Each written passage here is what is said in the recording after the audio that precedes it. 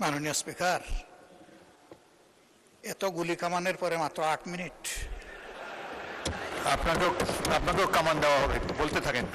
আমি বলতে থাকি, আপনি যখন থামায় দিবেন আমি থেমে যাব। Thank you.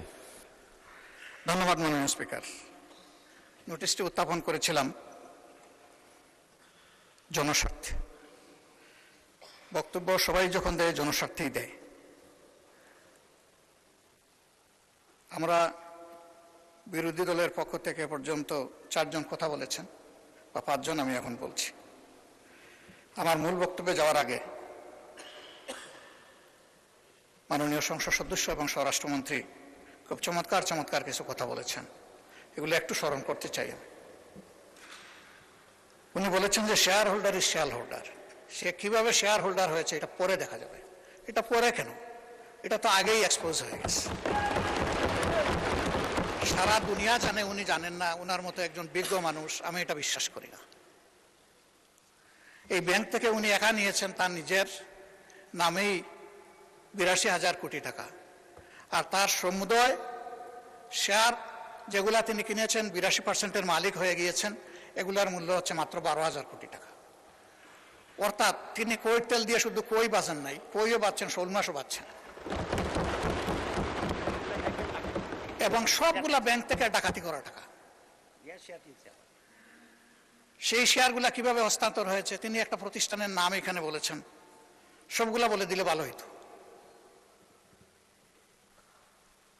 এই ধরনের সকল শেয়ার হোল্ডারের উপরে বিশেষ একটা এজেন্সির মাধ্যমে প্রচন্ড চাপ ক্রিয়েট করে তাদেরকে বাধ্য করা হয়েছে তাদের শেয়ার হস্তান্তর করতে। এরা তো হস্তান্তরের জন্য এই শেয়ারগুলা কিনে, তারা যুগ যুগ ধরে এই ব্যাংকের সাথে ছিল এবং যথারীতি এই ব্যাংক সবাইকে স্যাটিসফ্যাক্টরি সার্ভিস দিয়ে চলছিল, ডিভিডেন্ড দিয়ে চলছিল। একটা মাত্র ব্যাংক, যে ব্যাংক তারল্য সংকটে অন্য ব্যাংকেও হেল্প করত, এইভাবে ব্যাংকটা ডাকাতি করে আজকে এটাকে একদম দেউলিয়া করা হয়েছে। এটা করেছে ফ্যাসিস্ট সরকার। উনি কর্মচারীদের নিয়োগের ব্যাপারে কথা বলেছেন।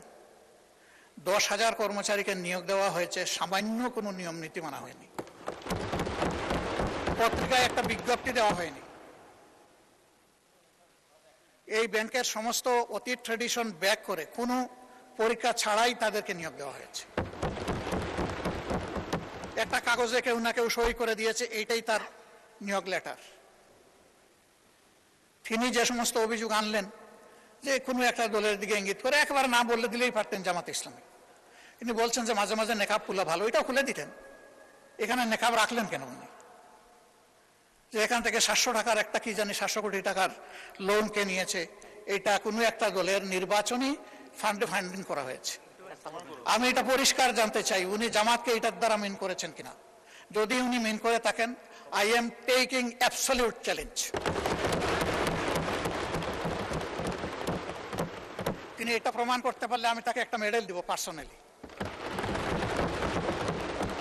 এরপরে কার ছেলে কার নাতি কোন কোম্পানি, শুধু ইসলামিক ব্যাংক না, যে কোনো ব্যাংক থেকে চুরি ডাকাতি অসততার মাধ্যমে কিছু নিয়ে যদি আত্মসাৎ করে থাকে, তার ব্যাপারে অবশ্যই তদন্ত করে স্টার্ন অ্যাকশন দেশের বিদ্যমান আইনে নেওয়া উচিত। এটা আমি শফিকুর রহমান হলে আমাকেও যেন স্পেয়ার করা না হয়। ব্যাংকে পরিবর্তন যে কোনো সময় আসতেই পারে, ব্যাংকের স্বার্থে আসতে হবে, গ্রাহকের স্বার্থে আসতে হবে, মালিকের স্বার্থে আসতে হবে। আমি এই ব্যাংকের একজন মালিক, আমার 10 টাকা মূল্যের একটা শেয়ার আছে। আমি আমার এই শেয়ারের দাবি কখনো ছেড়ে দেব না। আমার এই 10 টাকা মূল্যের শেয়ারের পক্ষে আমি আমার রাইট ধরে রাখার জন্য, এস্টাবলিশ করার জন্য যা করা দরকার তাই আমাকে করতে হবে। আমি তার রাজনৈতিক পরিচয় করব না, আমি করব এই ব্যাংকের একজন গ্রাহক হিসাবে, একজন মালিক হিসাবে। এইভাবে রাজনৈতিক পরিচয় থাকা কোনো দোষের বিষয় নয়। আর এই ব্যাংকের গ্রাহক শুধু জামাতে ইসলামের মানুষরাই নয়, এই ব্যাংকের গ্রাহক বিএনপির বহু লোক আছেন, আমার পরিচিত অনেক লোক আছে, অন্যান্য দলের আছে, অন্যান্য ধর্মের আছে। এটা সকলের ব্যাংক। এই ব্যাংক একক কারো না। ওই ব্যাংকের গায়ে লেখা নাই যে এই ব্যাংক এরাই শুধু সুবিধা নেবে বাকিরা পারবে না, এরাই শুধু গ্রাহক হতে পারবে বাকিরা পারবে না, এই ধরনের কিছু লেখা নাই। এগুলো হলো বানায়ট বয়ান। ব্যাংকটাকে ধ্বংস করেছেন শেখ হাসিনা এস আলমকে তার হাতিয়ার হিসেবে ব্যবহার করে, আমরা এখন স্পষ্টত দেখতে পাচ্ছি সেই এস আলমকে আবার ফিরে আসার পর করে দেওয়া হয়েছে। এর প্রমাণ এই যে ডেপুটি গভর্নর বাংলাদেশ ব্যাংকের সাবেক, তিনি রংপুরের রিজিয়নাল ম্যানেজার থাকা অবস্থায়, ডিরেক্টর থাকা অবস্থায় অনিয়মের 52 লাখ টাকার অভিযোগ তার বিরুদ্ধে প্রমাণিত হয়েছে, তাকে তখন শাস্তি দেওয়া হয়েছে। আর 5 আগস্টের পর তিনি স্বৈরাচারের দূষর এবং দুষ্কৃতকারী হওয়ার কারণে তিনি শেষ পর্যন্ত এখান থেকে বাধ্য হয়েছেন চলে যেতে। সেই লোকটাকে এনে এখানে বসানো হলো। তিনি যখন ডেপুটি গভর্নর, তখন এস আলমের সকল অপকর্মের তিনি ছিলেন সহযোগী, এবং সেই হিসাবে তিনি একটা প্রাইজ পেয়েছিলেন। তার স্ত্রীর নামে ভুয়া কোনো প্রতিষ্ঠানের অস্তিত্ব নেই, সেখানে 3.5 কোটি টাকা এক্সিম ব্যাংক থেকে গিফট লোন দেওয়া হয়েছে তাকে। তিনি অসৎ।